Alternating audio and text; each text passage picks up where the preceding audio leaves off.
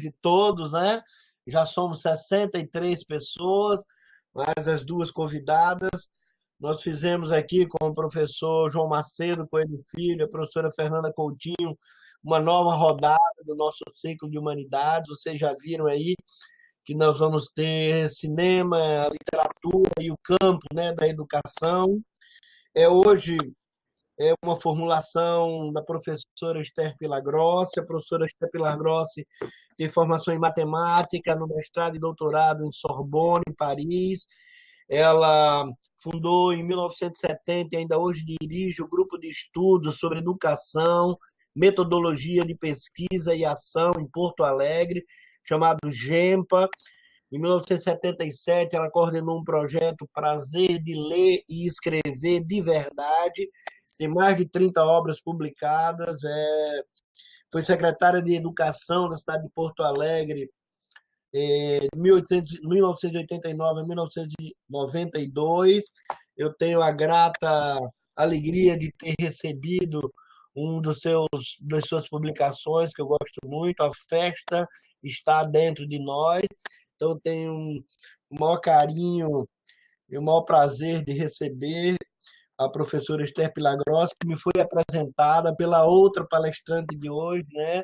Professora doutora Ana Cecília Silveira Lins Cupira, praticamente é uma pernambucana radicada em São Paulo há mais de 30 anos, docente do Departamento de Pediatria da Faculdade de Medicina da USP, foi coordenadora do ambulatório do Instituto da Criança da USP também, por mais de 2 décadas, é uma pediatra reconhecida no país inteiro, foi coordenadora da Atenção à Saúde da Criança e Aleitamento Materno do Ministério da Saúde, uma grande consultora aqui no Ceará, vem acompanhando e dando consultoria já há quase 20 anos no município de Sobral e agora no município de Fortaleza, nas questões relacionadas à mortalidade infantil e sobrevivência e saúde da criança. Então, um prazer enorme ter as duas, essa formulação. Aprender é formular hipóteses, ensinar é organizar provocações, foi sugerida pelas duas e eu tenho o maior prazer, então, de apresentá-las e passar a palavra para a professora Esther Pilagrossi iniciar, então, aí a sua exposição. Bom, em primeiro lugar, É?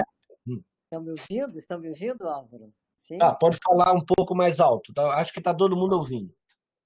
Legal.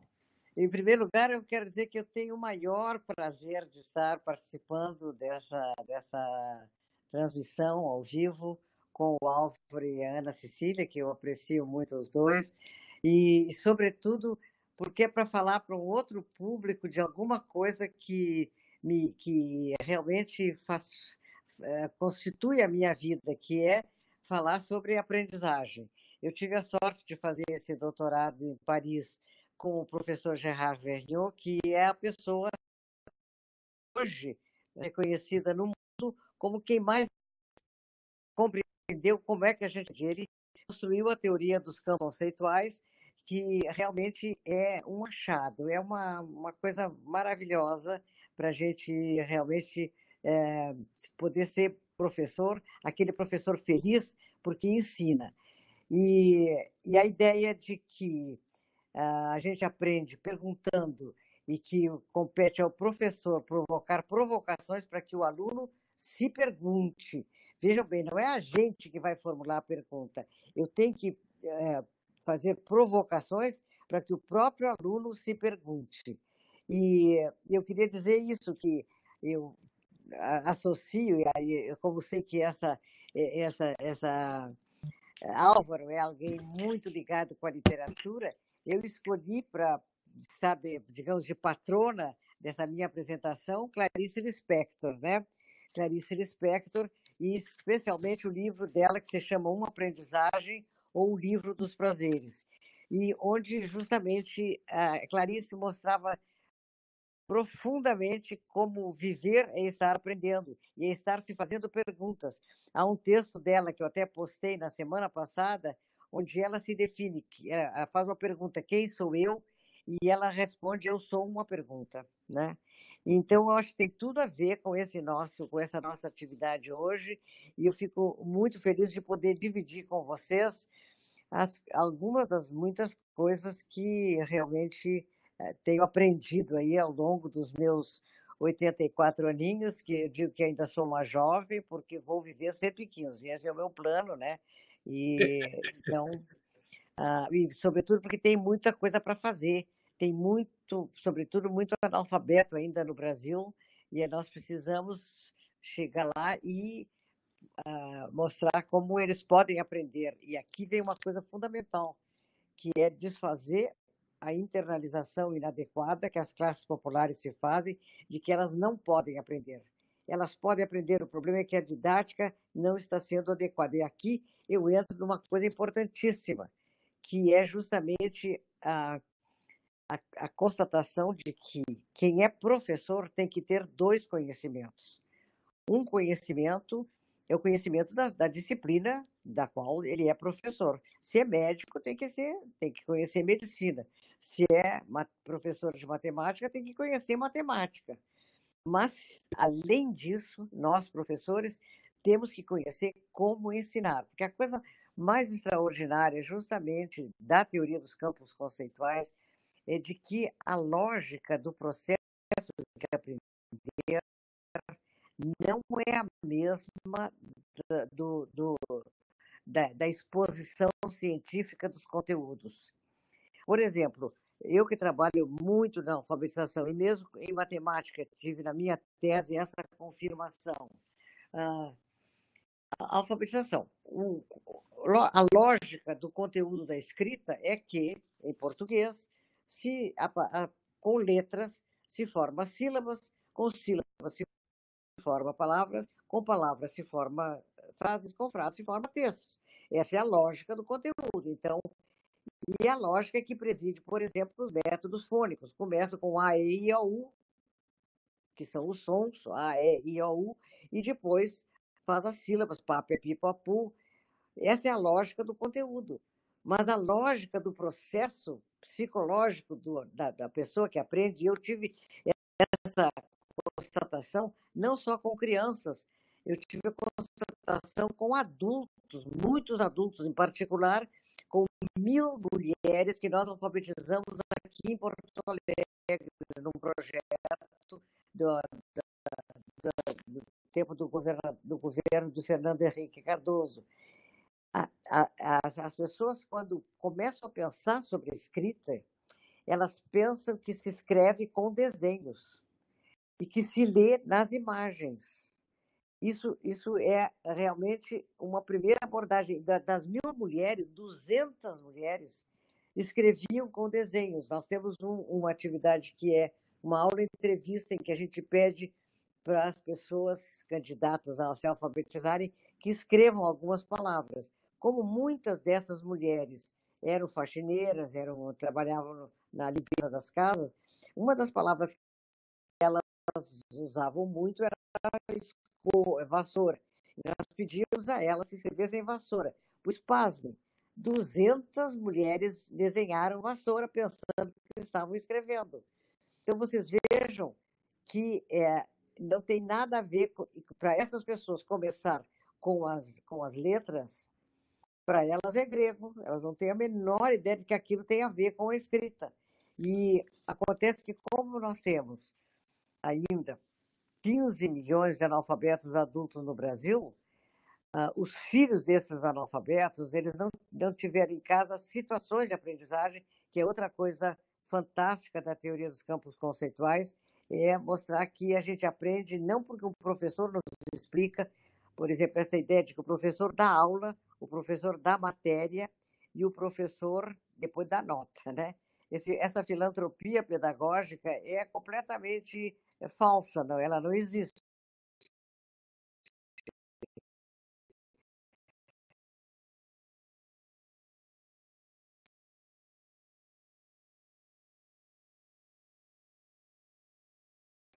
De aprender.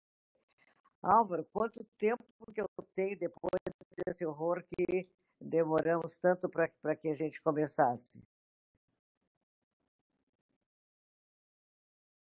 Não, Pode ficar.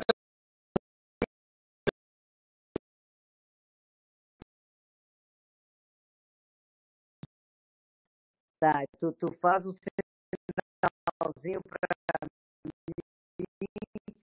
5 minutos antes para eu saber que tem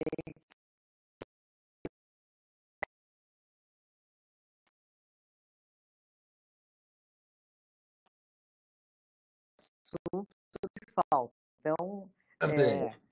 mas então, estou contando a vocês isso, o processo psicológico de aprender é bem diferente do processo lógico.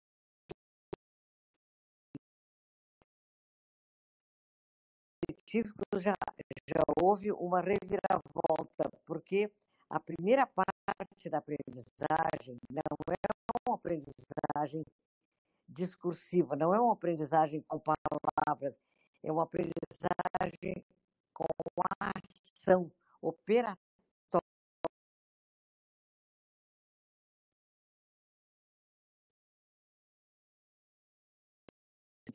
É que eu não começo logo com uma explicação verbal. Eu começo agindo, eu preciso agir. Então,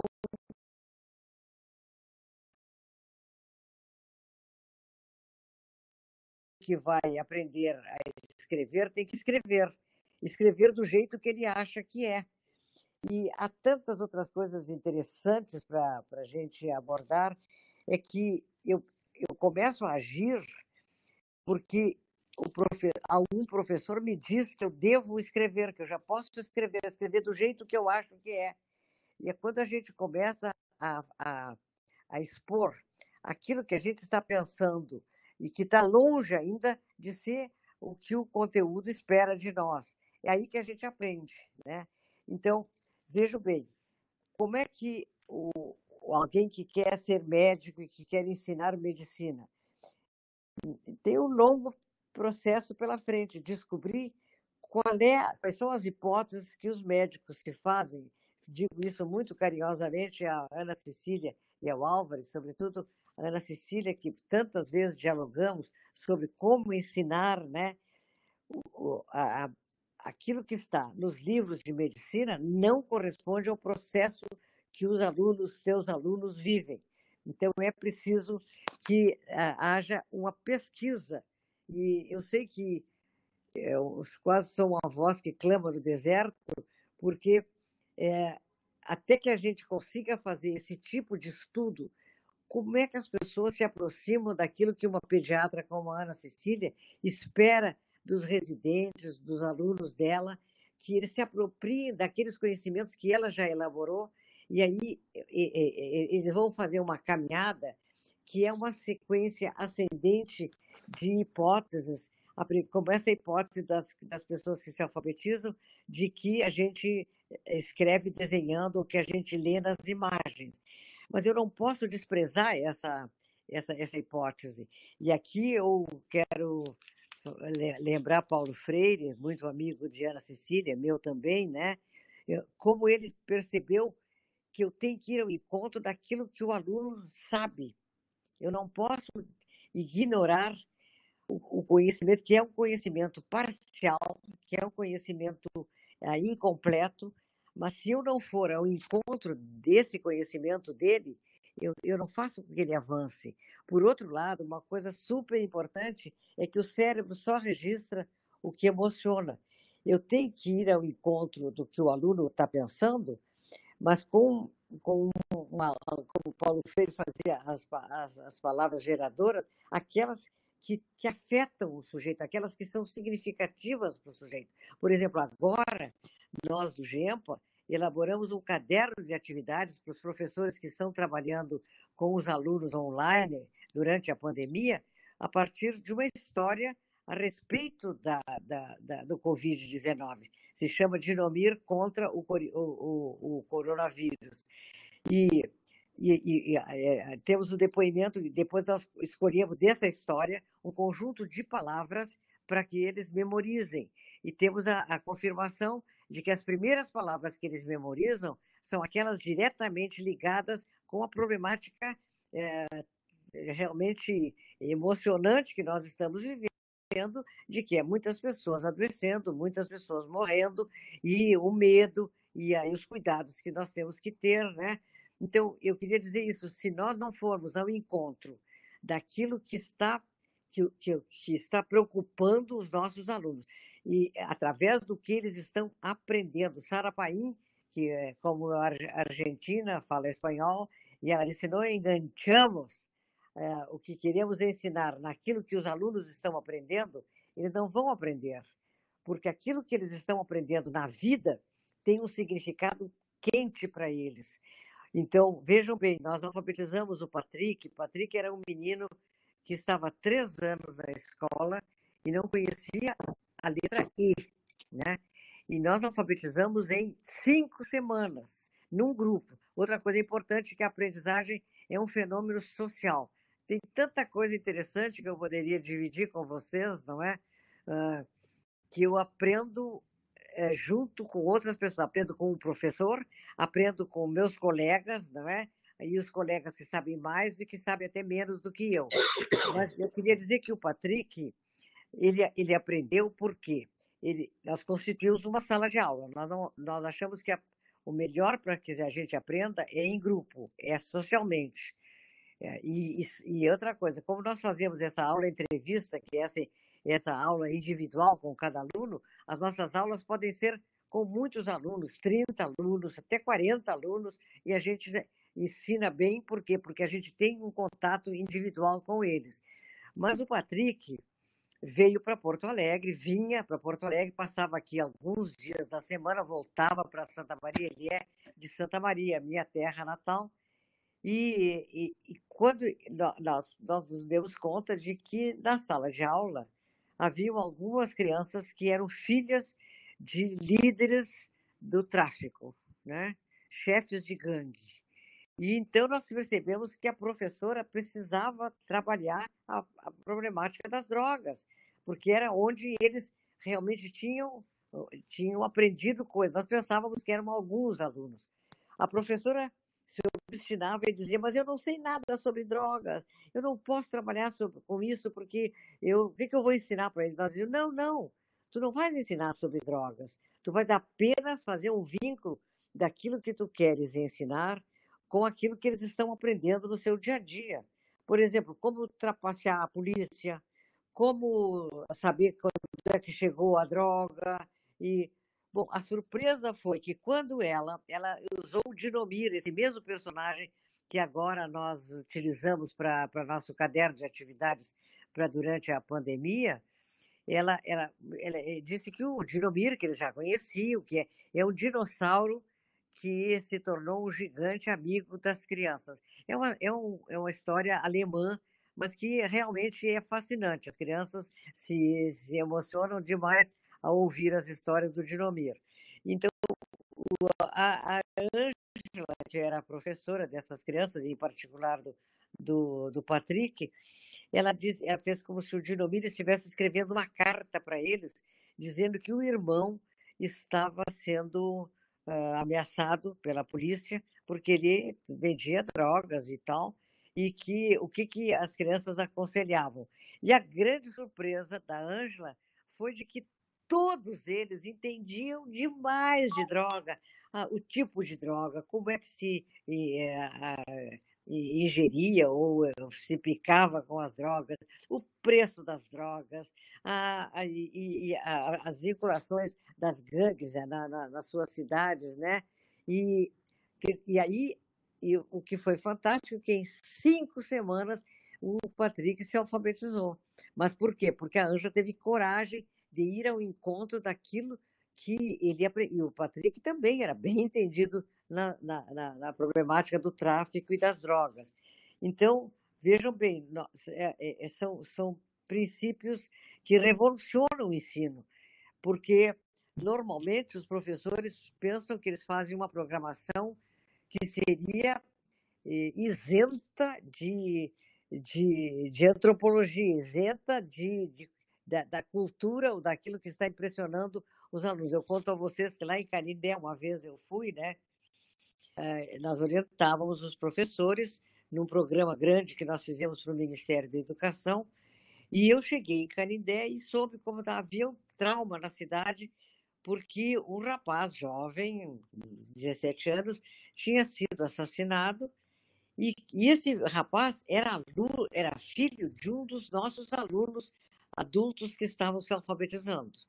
Bom, depois eu fui fazer uma reunião com os professores para saber como estava indo o processo de ensinagem deles como alfabetizadores a partir da nossa proposta. E aí uma das professoras me contou que ela foi para a aula na véspera desse dia que eu estava fazendo a reunião e que ela trabalhou, era dia da bandeira, 19 de novembro, parece, que era dia da bandeira, então ela trabalhou a bandeira brasileira, as cores da bandeira, o significado das cores e das formas, etc. Mas eu tinha sabido que o rapaz que tinha sido assassinado era filho de um dos alunos dessa professora. Aí eu disse: escuta uma coisa, mas o que aconteceu? O fulano estava na aula? Sim, ele estava na aula, sim. E tu não falaste nada sobre a morte do filho dele na aula? Eu disse: não, não falei, porque era dia da bandeira. Dia da bandeira eu tinha que trabalhar a bandeira, né? Eu disse: mas como que tu tinhas que trabalhar a bandeira se havia algo que estava realmente tocando fortemente, não só aquele pai, mas os outros também, porque a cidade toda estava perturbada com aquele assassinato. E vocês veem isso, quando então, nós não enganchamos aquilo que os alunos estão vivendo com o que nós queremos ensinar-lhes. Vocês acham que eles iam aprender alguma coisa sobre a bandeira quando eles estavam realmente plenos de uma outra, de um outro tema, de um outro contexto semântico? Então, eu estou dividindo isso com vocês para mostrar como é preciso. Eu ainda ontem conversava com a Ana Cecília, ou anteontem, né? Ela mostrava como tem que ir ao encontro daquilo que os alunos estão sendo impressionados pela sua vida. Se eu não for aí ao encontro, e se o médico também não for ao encontro daquilo que os pacientes estão trazendo, trazendo dentro de si mesmo numa consulta, a eficácia do tratamento provavelmente vai ser muito pequena, porque eu preciso realmente, como diz Sara Paim, eu preciso enganchar naquilo que os aprendentes estão nos trazendo. Mas aqui uma coisa importante que eu gostaria de também dividir com vocês é que a gente aprende com 3 tipos de interlocução. A aprendizagem é essencialmente social. Ela é essencialmente social por quê? Porque nós somos plurais. Cada um de nós é mais do que um, né? Luiz Fernando Veríssimo contava algo, num dos artigos dele aqui para os jornais que ele escreve, ele contava que quando ele era pequeno, ele sempre foi muito tímido, né? Hoje ele escreveu sobre bengaladas, né, no jornal. Mas desde pequeno é tímido, ele é muito quieto, sempre característica que o Luiz Fernando fala muito pouco. Mas quando ele era pequeno e que ele fazia uma travessura, alguém dizia: mas esse menino tem outro por dentro. Depois, quando ele cresceu, começou a namorar a mulher dele, a Lúcia, que é muito querida, e que logo ele começou a abraçá-la, né, as pessoas diziam: ele é tão tímido e agora está tão, né, saído, parece que tem outro por dentro. Aí ele conta que depois de adulto, ele foi a um psicanalista. Chegou, contou lá os seus problemas e o psicanalista começou a explicar para ele como é que era ir de ego, superego, e inconsciente, pré-consciente, inconsciente. De repente, o psicanalista viu que ele não entendia, não estava entendendo nada. Então, o psicanalista disse: eu vou resumir, eu vou fazer uma síntese para ti. Não, o importante é que tu tens um outro por dentro. Aí ele disse que foi a prova científica de que ele tinha outro por dentro. Aí ele batizou o seu outro, né? E depois ele percebia como esse outro era diferente daquele que estava exteriormente no seu consciente. Quando era de noite, o outro queria ir para a balada e ele queria ficar lendo Agatha Christie. Quer dizer, e o Michel Foucault diz que a grande obra de arte de cada ser humano é viver bem com esse outro que nos habita. Quer dizer, nós somos mais de um, nós não somos um só, nós somos plurais. E, e você sabe que essa obra de arte vai nos ajudar, por exemplo, a nos defender de uma ameaça desse outro, que é o suicídio. O suicídio, o outro mata, nos mata, né?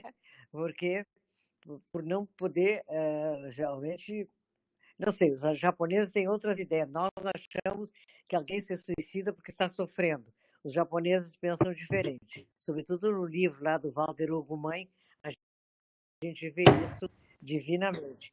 Mas então, se nós somos plurais, então, vê bem, uma frase de Lacan é de que todo desejo é desejo do outro, mas é do outro, desse outro que, vejam bem, Vallon, que foi um companheiro de Piaget, que era médico, mas que se apaixonou pela psicologia cognitiva, fazendo uma tese sobre a criança turbulenta, no fundo, a criança hiperativa.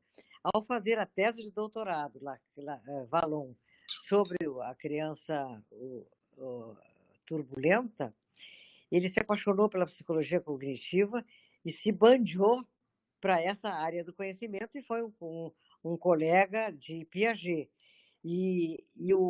Foi o Vallon que ensinou a Lacan. Lacan foi aluno de Vallon no Collège de France e o Vallon que ensinou a Lacan que nós tínhamos esse outro. E Vallon chamava o nosso socius, em latim, que nós tínhamos um sócio, né? Que nos habitava, que depois Lacan chamou de outro com O maiúsculo. Então, Lacan disse todo o desejo é desejo do outro, mas é desse outro, com O maiúsculo, e Sarah Pain, parafraseando o Lacan, ela disse que todo conhecimento é conhecimento do outro.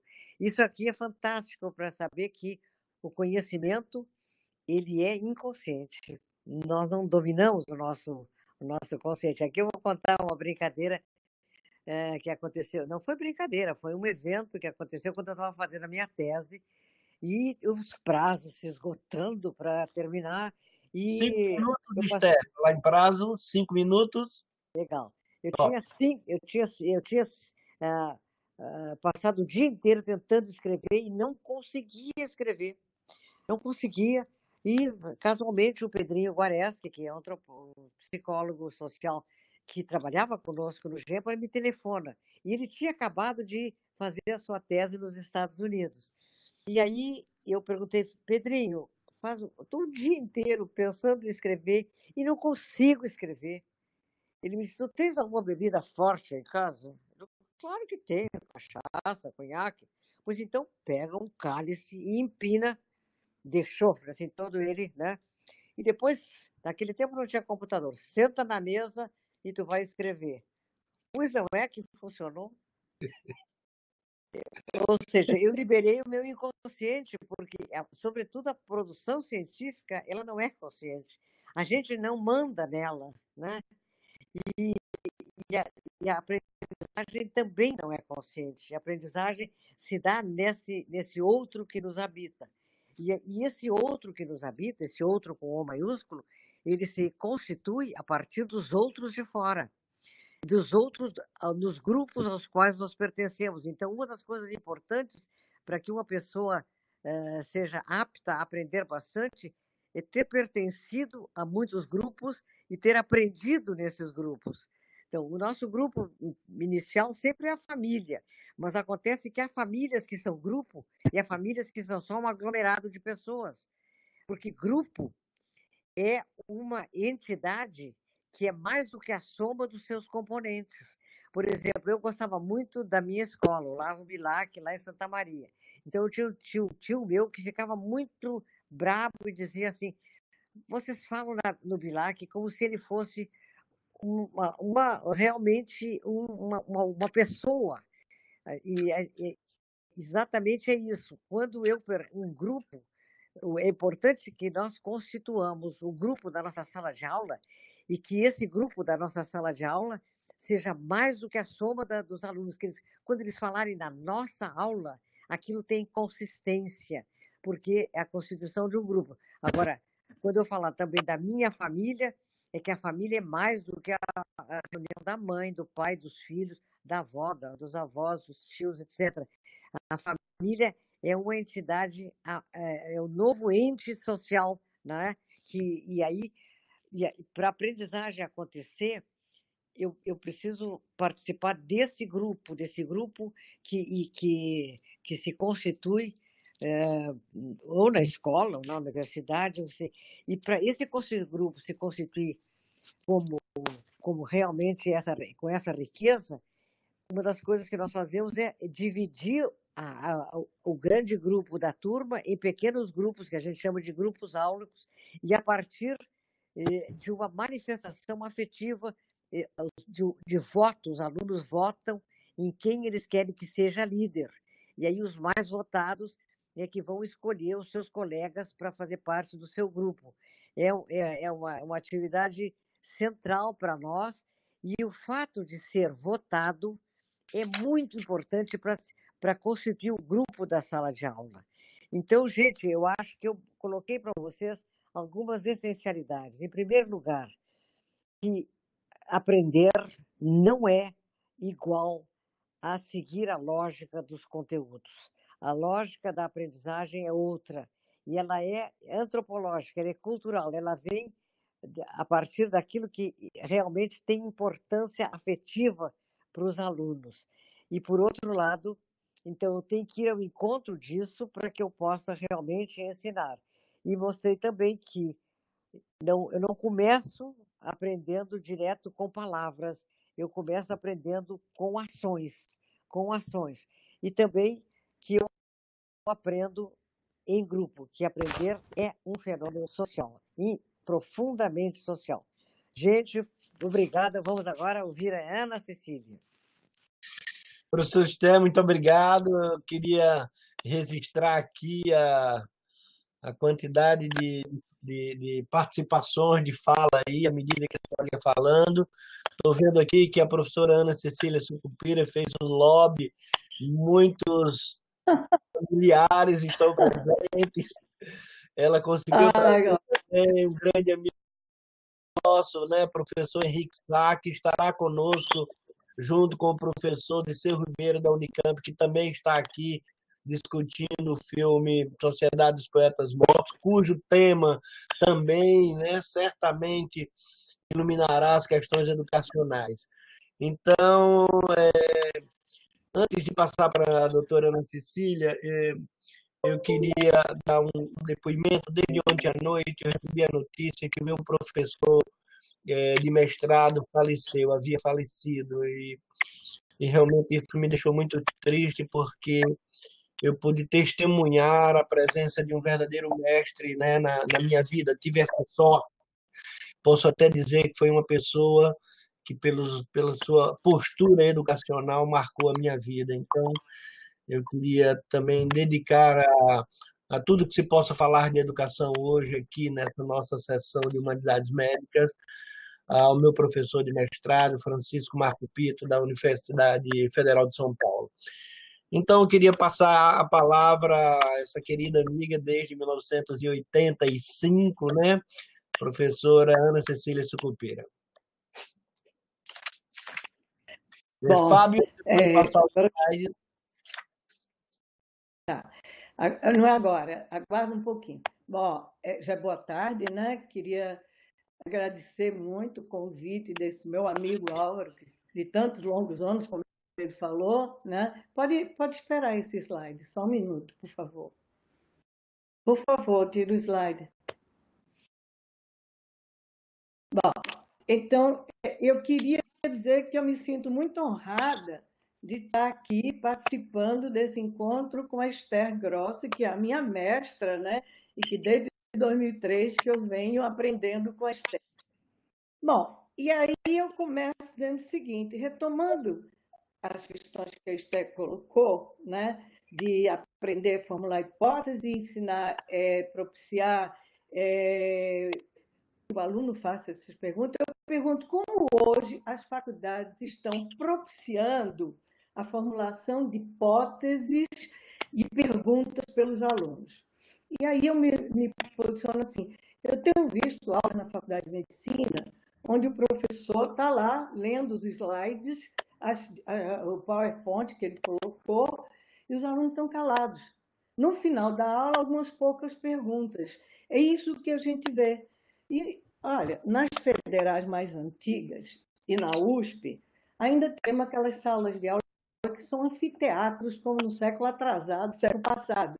Então, fica muito distante dos alunos. E quando a Esther fala que a gente aprende em grupos, às vezes, quando eu vou dar aula, como é que eu posso estar juntando esses alunos em grupo? É um num andar, o outro no outro, quer dizer, é muito difícil.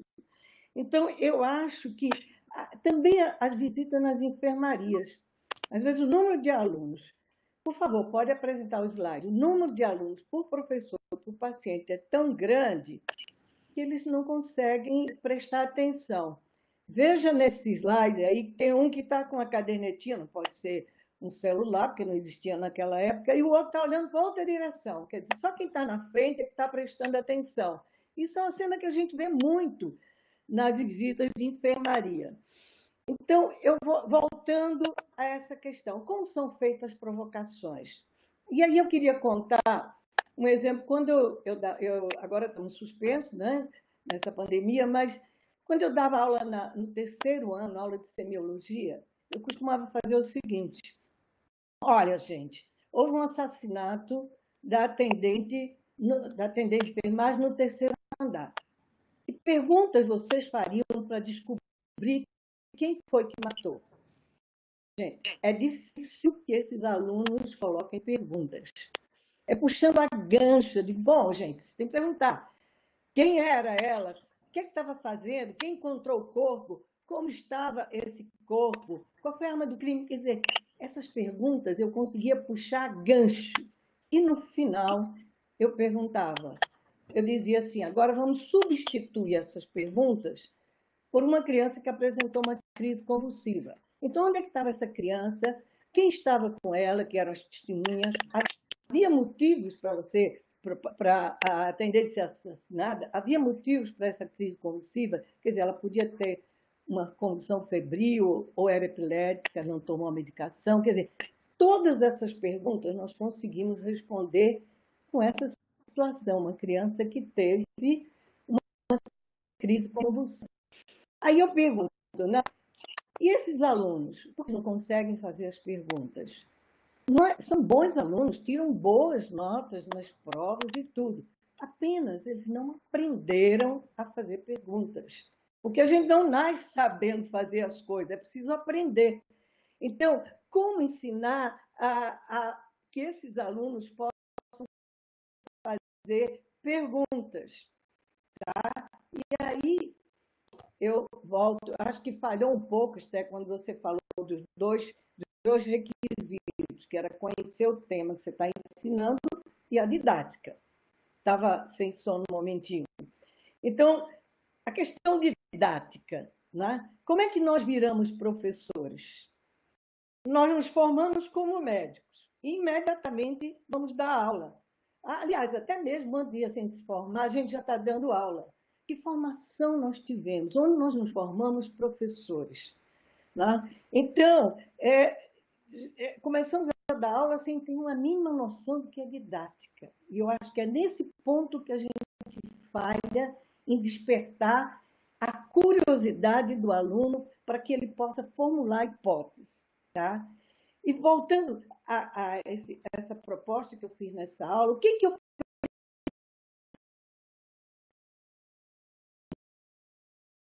neles a curiosidade e o raciocínio para a investigação. Porque você veja, a investigação clínica é muito semelhante a uma investigação policial. Nós partimos de hipóteses a partir de indícios, né? Veja, se eu posso perguntar, uma criança com diarreia tem sangue nas fezes? Não. Então eu afasto todas as hipóteses de diagnóstico de diarreia que evoluem com diarreia sanguinosa.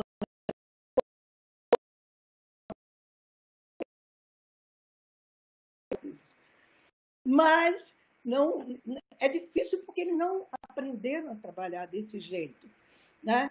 E olha, a gente, quando utiliza o raciocínio clínico, normalmente a gente usa o método indiciário.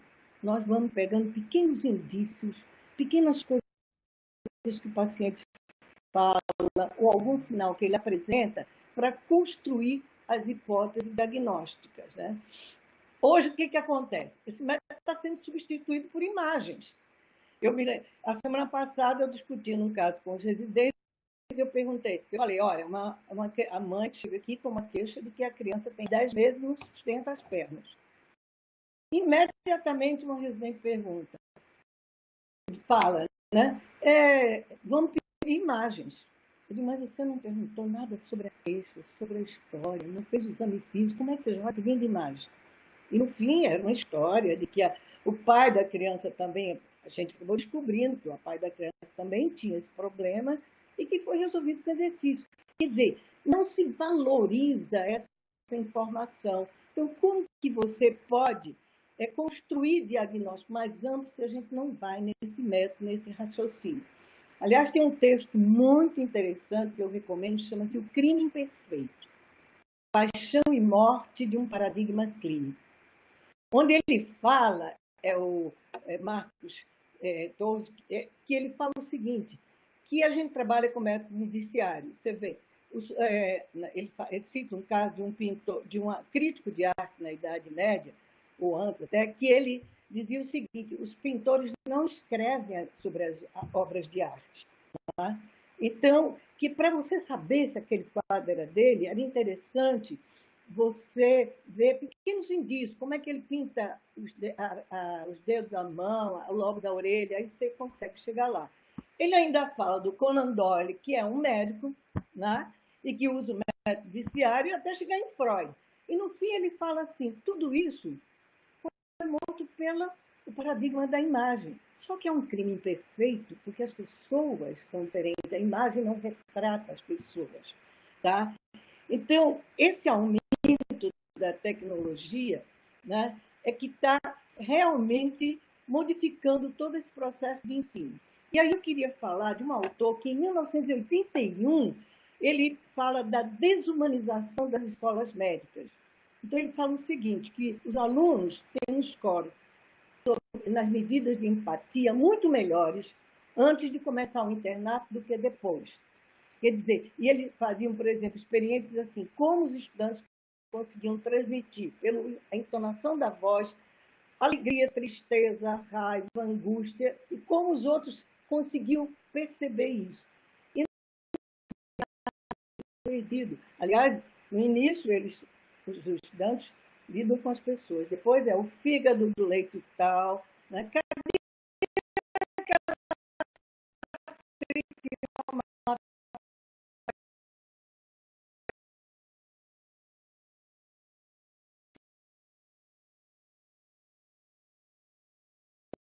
A gente convive hoje, isso eu vejo lá no hospital. Bom, então esse aumento com a tecnologia, né? O Gênesis fala, separa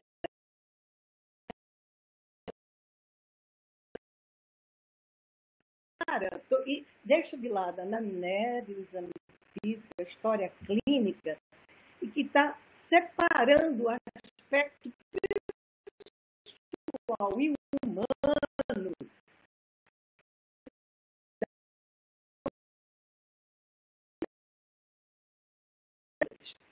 Tá? Bom, e ele fala, esse autor fala uma coisa muito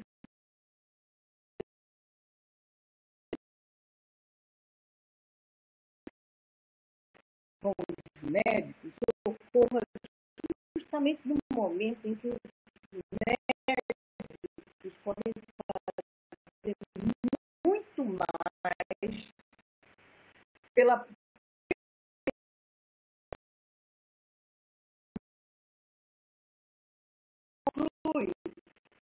esse descontentamento se dá no acesso ao cuidado de saúde e na atenção que o médico dispensa.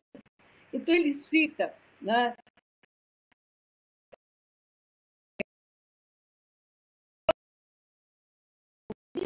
famílias, 60%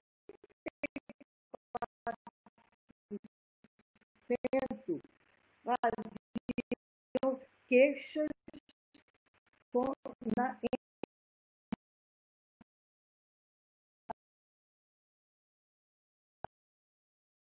paciente.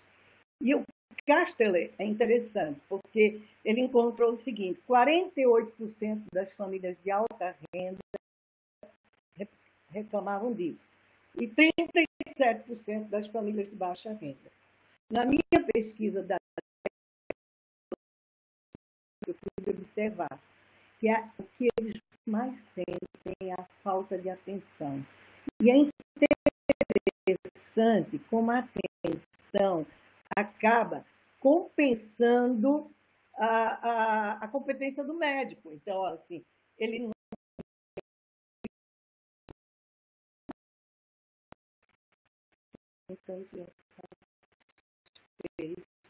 a paciente. Bom, aí eu paro aqui para dizer o seguinte: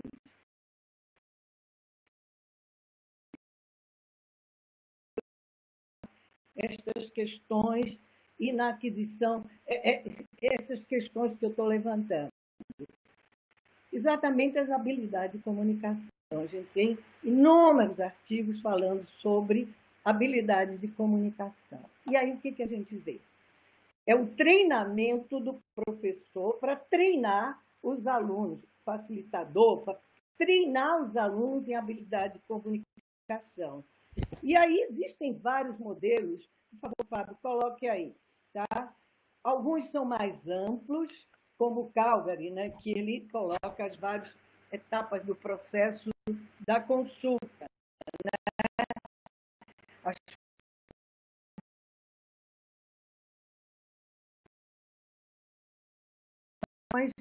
explicitar o planejamento e encerrar, quer dizer, tem uma abertura. Esse é um mais geral, próximo. Mas tem outros que eu consegui ver que simplesmente listam as habilidades que o aluno deve ter. Bom, não está aparecendo aqui. As habilidades. E o que menção ao... O que eles estão enxergando? Essa visão, do que eles enxergam, depende da visão de mundo do médico e como ele foi orientado, o que ele quer com esse olhar. Simplesmente dizer, estou olhando para você, tem muito mais coisa. E aí o que o Álvaro sempre comenta do livro da Esquivel, né, que é o olhar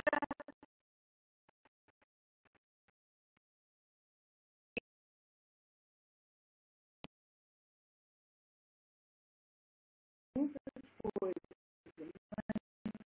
Simplesmente no treinamento, a gente tem que olhar para o paciente, olho no olho. Escuta atenta. O que se quer escutar? O que se...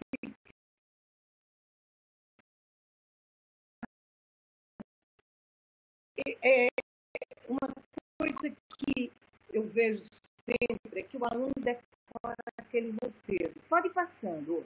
O aluno decora o roteiro. Quando ele está sem o roteiro, ele fica perdido. E aí começa a gente pergunta, olha, um exemplo. Eu estava dando aula de você tem febre? E a mãe respondia, não tem febre. Bom, e quando no final eu fui agradecer a mãe pela participação,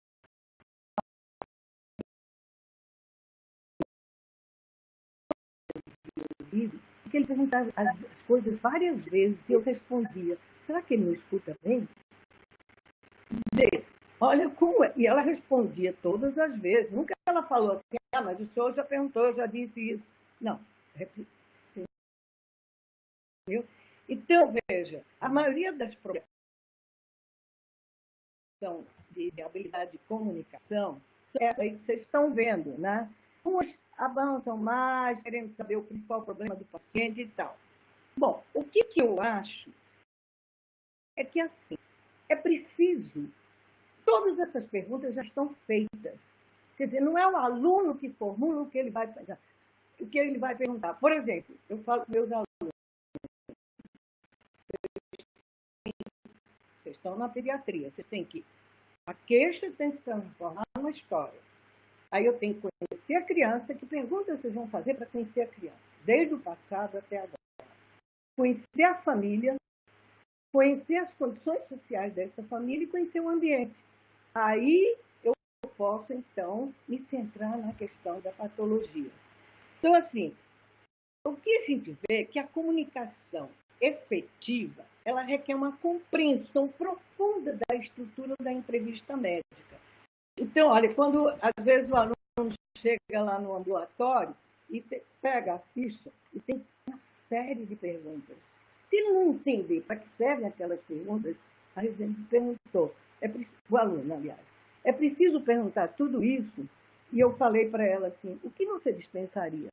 Quer dizer, é não compreender. Então, não dá para dar as perguntas sem a gente ver o que a gente quer com aquelas perguntas.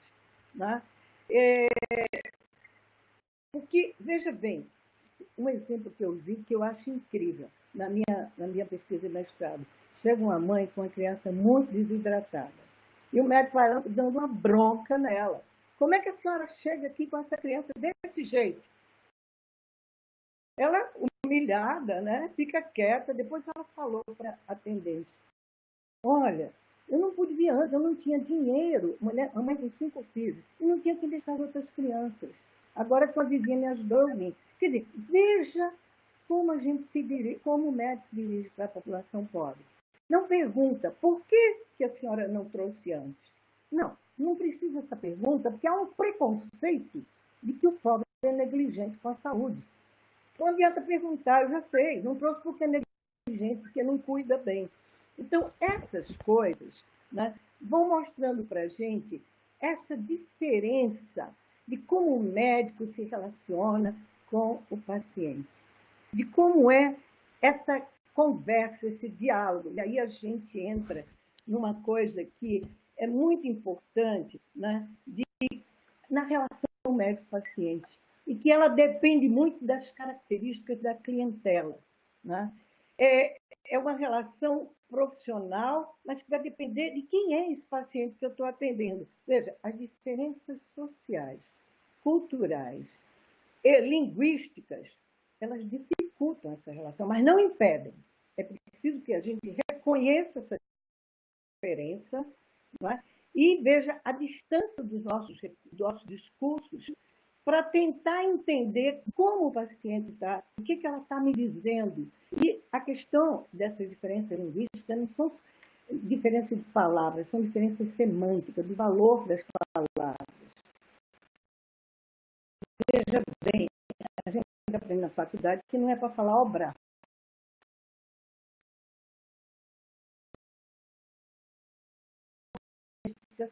Que a gente tem essa distância entre os discursos. Então, pode passar, por favor.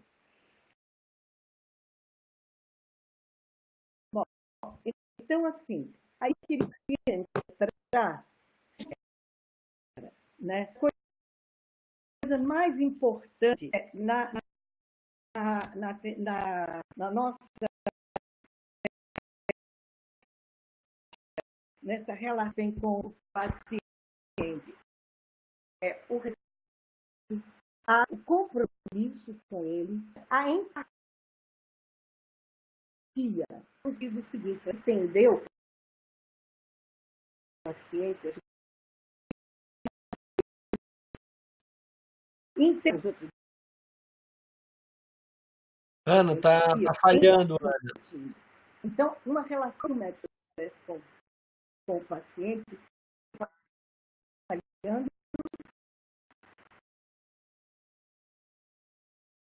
1 minuto. Tá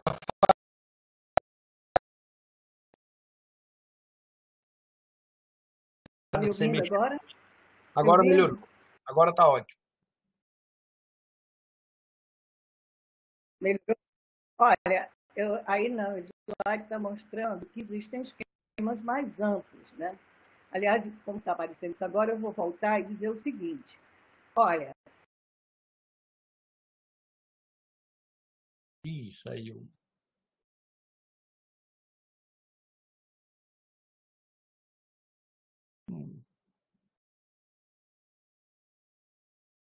Acho que ela se bloqueou, né? então vou desbloquear. Não, está bloqueado. Agora tá Não. bom, tá voltando. Você tá voltando. Tá. Pode falar que você vai aparecer. Pode continuar. Tá bom, tá bom. Bom, por exemplo, eu estava falando em Botucatu, a Faculdade de Medicina trabalha com o modelo da problematização.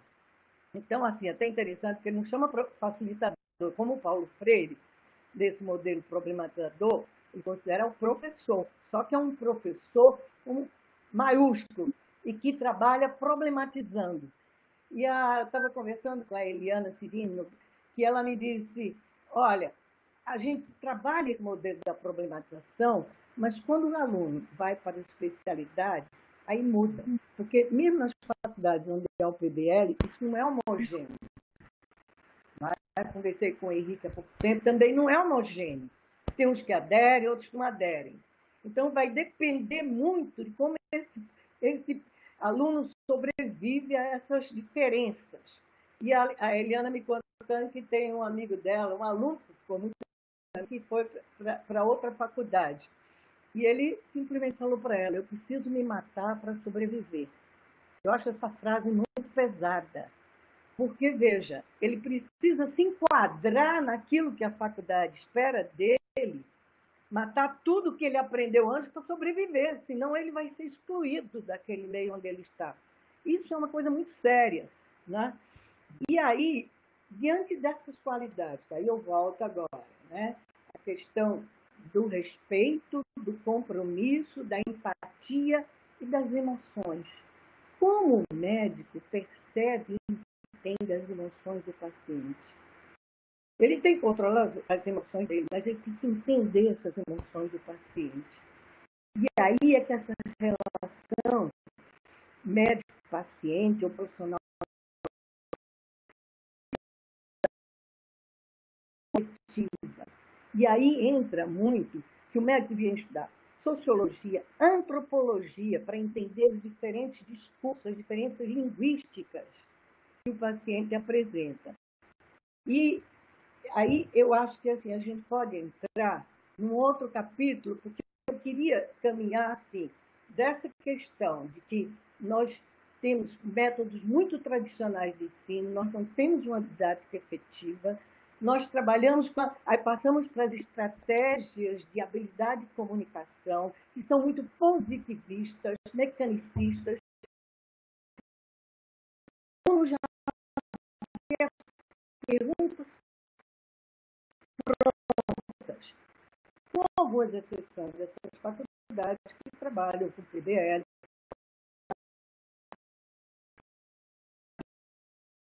Diferencial, que é exatamente o motivo desse curso, que o Álvaro, dessas sessões que o Álvaro está trazendo, que é o ensino das humanidades Ana médicas. Cecília, você precisa acionar a sua câmera. A gente está ouvindo você bem, mas você saiu da câmera.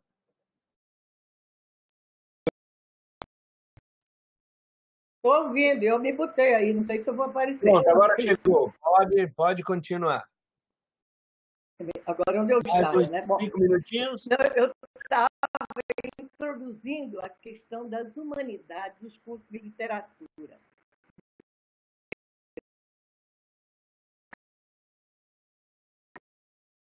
Não é nova, tá? Veja bem, desde 1972, que foi criado, é o que eu li, né? Um primeiro curso de literatura e humanidades na Pensilvânia, nos Estados Unidos. e é dito que desde lá para cá, até agora, pelo menos um terço das faculdades de medicina nos Estados Unidos tem essa matéria. Agora, o curioso é que essas matérias são sempre marginais. O Álvaro tem uma disciplina de humanidades que é optativa. São sempre marginais. Não se coloca ela no centro, porque, veja, o que se pretende com o ensino da literatura e das humanidades não é possível se alcançar no método biomédico de ensino. Então, é preciso ter essas disciplinas. E eu gostaria de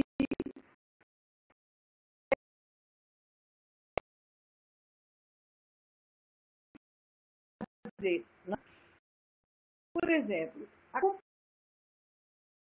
complementação das habilidades clínicas, dessas habilidades de comunicação, quando você coloca o aluno para ler textos que falam dessa relação do médico com o paciente. Então, melhora a história clínica, a competência dos profissionais. Tá? Segundo, melhora essa habilidade de comunicação. A linguagem melhora. Tá? Então, aumenta também a capacidade do médico para ouvir, para escutar e para observar. Veja, tem livros fantásticos. A morte do Ivan Illich mostra toda essa relação do profissional de saúde com ele. E como é muito interessante ler, e todo aluno precisava ler esse livro. Veja bem, conhecer as enfermidades sobre outro ponto de vista. E aí nós estamos fazendo um curso, eu e Álvaro, né, que a gente teve que ler a Susan Sontag sobre como era a questão da tuberculose, as metáforas da tuberculose, as metáforas da AIDS, do HIV. Então, são leituras que permitem que a gente veja as doenças sob outro ponto de vista e passe a entender melhor o paciente que sofre daquela doença. Outro ponto importante, as autobiografias, médicos, a narrativa de médicos que sofreram doenças. E aí é muito importante como a gente pode compreender a vivência dessas doenças. Porque a gente aprende a questão da doença, a disease, mas a illness, que a gente pode traduzir a doença e o sofrimento. Alguns traduzem para enfermidade, mas a doença e o sofrimento. Como é que a gente sofrimento? E aí tem uma coisa muito importante do método centrado no paciente, em que a primeira coisa é entender como o paciente está experimentando, vivenciando aquele sofrimento.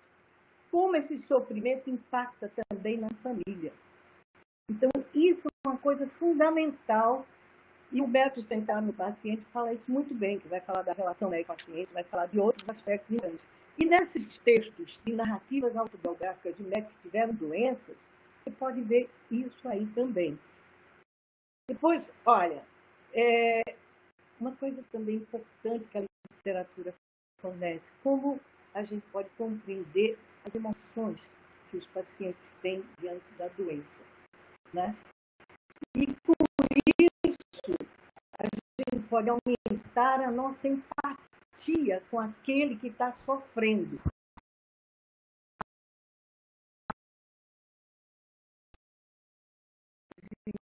Aumenta, muda, como a gente está vendo.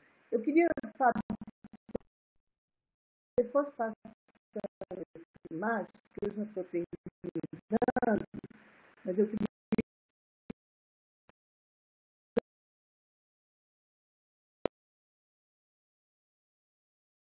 Eu acho que, por meio da literatura, a gente pode também aumentar a família desses médicos, tá? Esse profissionalismo que diz respeito à ética, à sensibilidade cultural, quer dizer, são aspectos que formam o médico, além da honestidade, da probidade, tudo isso. Mas como esse médico vai se constituir como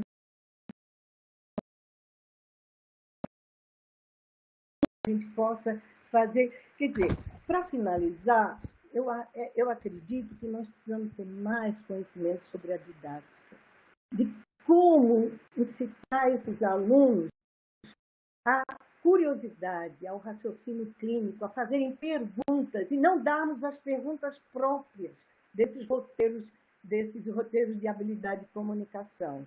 Tá? E eu peguei algumas frases aqui que eu acho bem importantes para a gente terminar.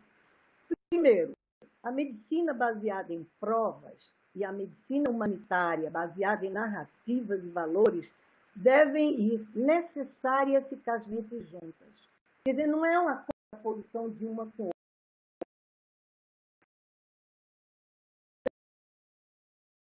Próximo, por favor.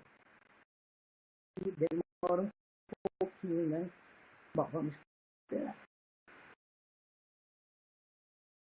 Ai, ai, ai. Bom, são frases que ele fala sobre a importância da literatura. Então, por exemplo, o Fernandes diz, além de saber que enfermidade tem o paciente, é necessário conhecer quem tem essa enfermidade, conhecer essa pessoa que está trazendo esse sofrimento. Próximo. Essa é mais precisa, não dá, né? Tá bom.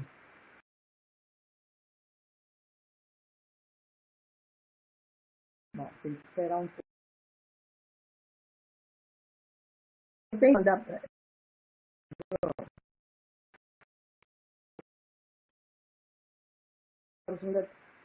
Aí tem essa pergunta que eu vi em vários textos sobre se a literatura ajuda a ser melhores médicos. Veja bem, todos os estudos que tentaram avaliar os efeitos da inclusão da literatura no ensino médico não foram conclusivos, porque depende do projeto, qual é a proposta da faculdade, como foi avaliado, o que é um sucesso, como definir o sucesso, como avaliar esse sucesso. Então, é uma questão muito difícil. Mas William Osler, que é um clínico famoso, para ele não cabe dúvida do efeito benéfico que a leitura das obras literárias tem na atividade do médico. E aí eu vou passar, são só mais 2 últimos para encerrar.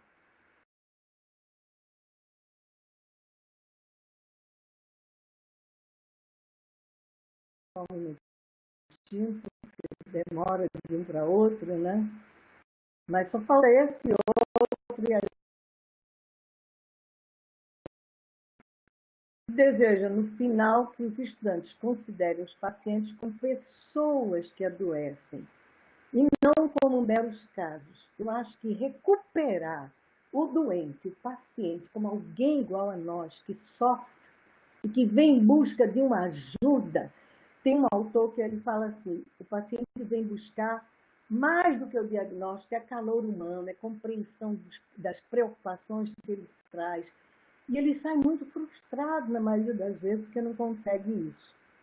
Então, eu acho que a Esther colocou uma coisa importante. O cérebro só registra o que emociona.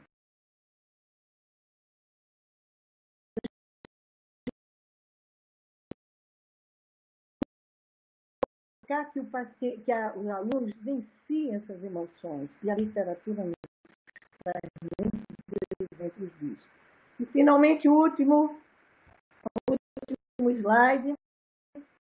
Então, é assim, nós precisamos de uma forte carga,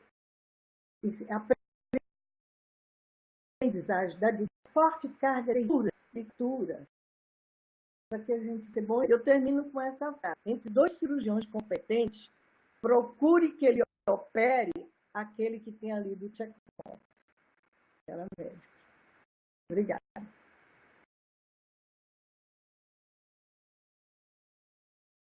Bom, muito obrigado, professora Esther. Nós aí podemos usar mais os 10 minutos, né? E não só para convidar todos a semana que vem, foi muito bem colocado aí, Fábio, muito obrigado. Rodolfo Teófilo, A Fome e o Amor nos Tempos da Varíola. com duas professoras nossas aqui da Universidade Federal do Ceará, a professora doutora Carla Patrícia Martins, do Departamento de Psicologia, a professora doutora Xênia Rios, da História. Então, sintam-se todos convidados. Bom, vamos abrir aqui, nós vimos vários comentários, eu queria abrir para que alguém quiser falar, tanto mandar alguma pergunta, alguma observação por escrito, como falando aqui ao microfone, mas eu queria ressaltar aqui a última fala das duas professoras, que a professora Fernanda Coutinho considera muito importante as reflexões das duas. A professora Fernanda Coutinho vem do campo da literatura. Em ambas, né, medicina e literatura, a pergunta como um elemento que ilumina a prática médica. A literatura igualmente se funda na interrogação. Daí as humanidades médicas precisarem ocupar um lugar não marginal nos currículos universitários da medicina. Então, né, há uma convergência em relação a isso. E eu queria abrir, eu posso ler, aqui apareceu também um aluno nosso do internato, Hugo Machado Diniz, muito ligado às questões humanísticas, e diz: adorei essa provocação da professora Cecília. Ele estava numa aula, chegou já depois que a professora Esther já tinha falado. Como ensinar a ver os nossos pacientes como pessoas doentes e não apenas como casos. Somos formados desde o primórdio da graduação a tratar cartesianamente e cientificamente os pacientes, sendo nos ensinados que, se não fizermos assim, não seremos capazes de oferecer propedêutica eficaz, o que é uma grande falácia. A Mariana Miquila está falando também, querida aluna do nosso internato, ligada também desde cedo, né, às questões que ultrapassam a dimensão técnico-científica da nossa profissão. Ela dá boa tarde, a professora Maximília. Ela disse que está no 6º ano, vivencia muito a que se referiu à professora Maximília e todas as duas palestrantes. Acredito que uma das saídas seja discutir com esses que não são tão abertos a discutir humanidades, acreditando que a técnica dará conta. É trazer à luz da discussão os estudos que temos até hoje, que discutem o tema.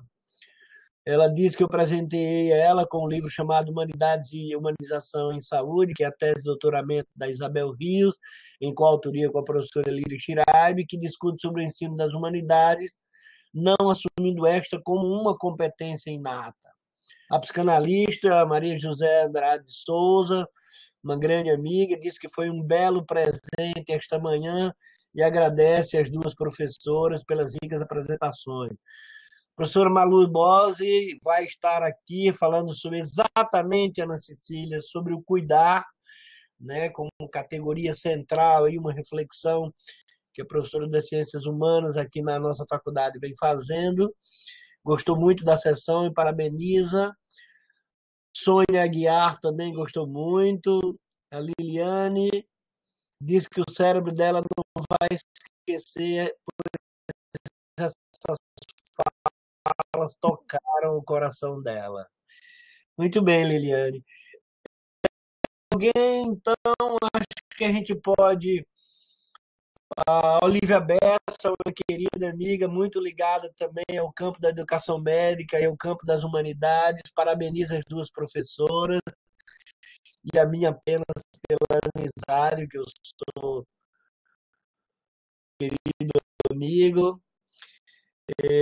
Múltiplos usuários estão digitando. Enquanto eles digitam, eu acho que eu ia partir para uma fala final de vocês duas aí, mais uns 5 minutinhos, e se tiver mais alguma questão, o professor Luiz Roberto, não está com sobrenome, mas eu imagino que é o nosso diretor do nosso núcleo, no TEDx, nosso núcleo de tecnologias. A Rosabelle Cidrim, que foi uma querida amiga da neonatologia, já aposentada, disse que a gente deve convidar o corpo decente, a gente tem convidado talvez o período não ajude, mas a disseminação em toda a faculdade. A professora de literatura, Maria Inês Pinheiro Cardoso, literatura latino-americana, é a sua área de concentração também, uma professora fabulosa que nós temos na nossa universidade. Disse que foi um presente em nosso isolamento, a voz das professoras ainda ecoa mais profundamente. Luiz Silva Barros é economista de formação, mas é antropólogo. Agradece pela palestra, gostou muito. Como antropólogo e sociólogo, se sentiu lisonjeado. Ficou curioso a respeito da questão da empatia. Diz ele, poderia se contra-argumentar que parte do sucesso médico, penso no caso do cirurgião, seria um desastre se apegar emotivamente ao paciente.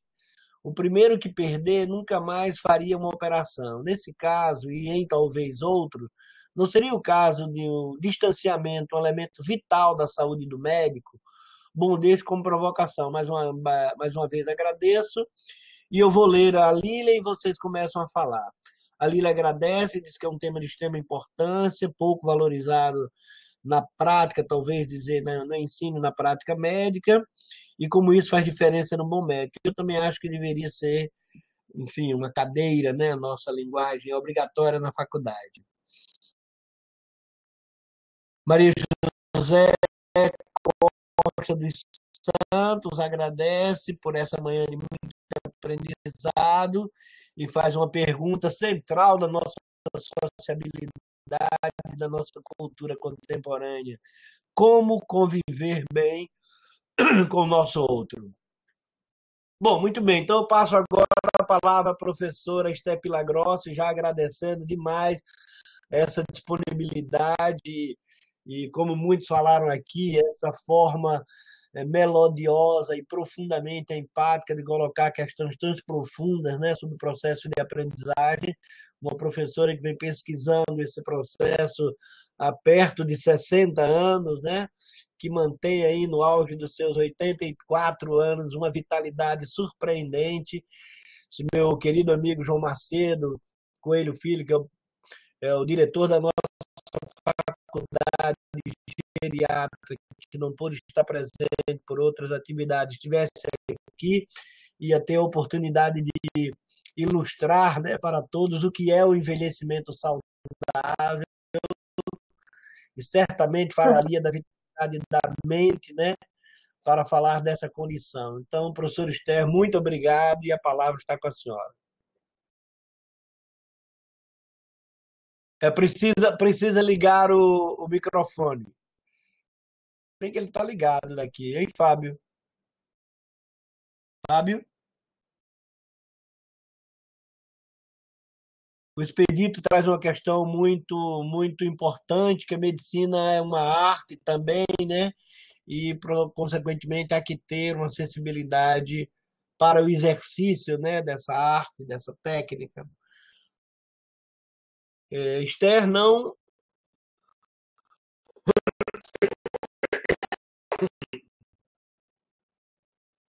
Está conseguindo. Fábio, tem alguma ajuda? Mesmo procedimento da outra vez, professor. Tem que clicar no iconezinho do microfone para ligar. Entendeu?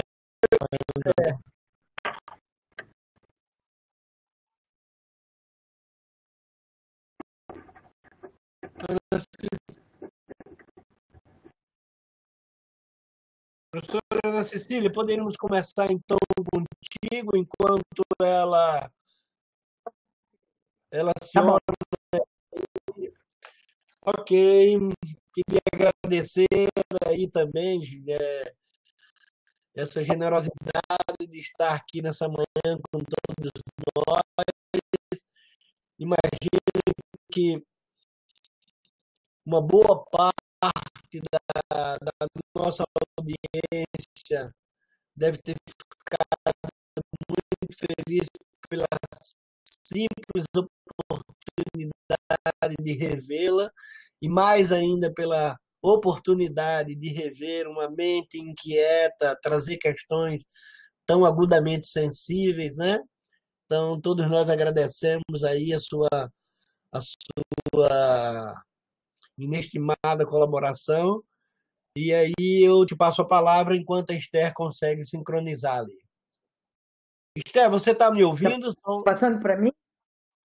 Só perguntar para ela se ela está nos ouvindo. Está ouvindo.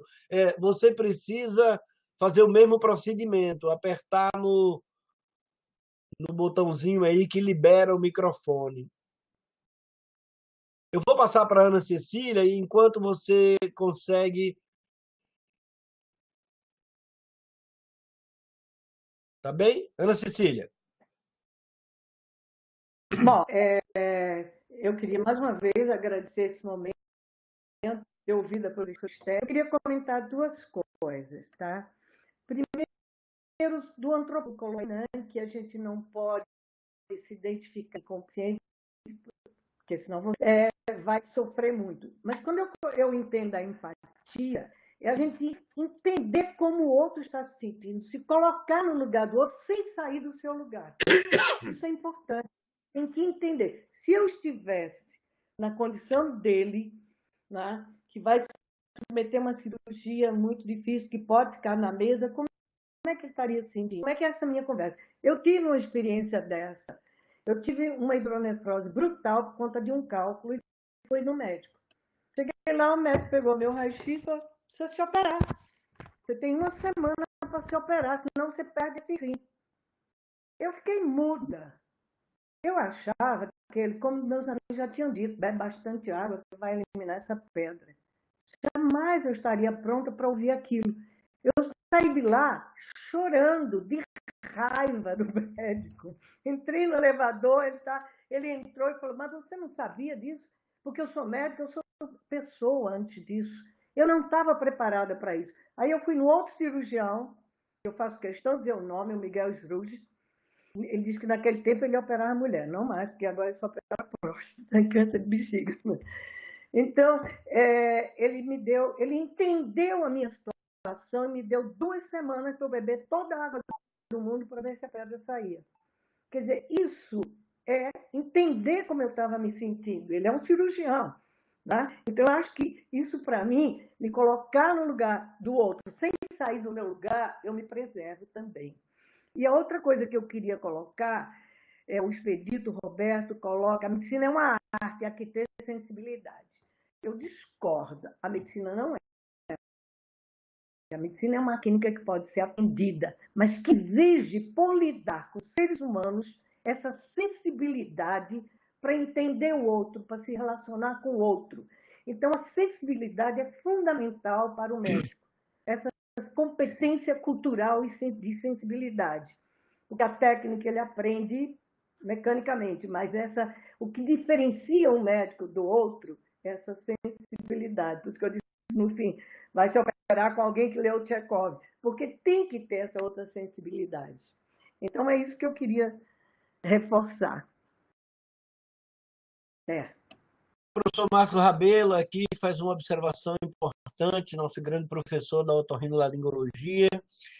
Ele diz que não existe técnica sem humanidade. A técnica é elaborada pelos homens e tem que estar a serviço de nossa humanidade. Bom, professora Esther Pilagrossi, consegue nos ouvir? Eu acho que ela não... Esther? Ela tão bem, né? Não sei se ela vai conseguir. Ela nos escuta, mas ela está com o microfone Liga desativado. para o telefone dela. Vou ligar de novo. Álvaro, liga para o fixo. Vou ligar de novo. Enquanto isso, eu estou lendo aqui que o Luiz, que havia feito a pergunta, gostou da resposta, agradece a Ana Cecília. O Hugo volta com: oi, Esther.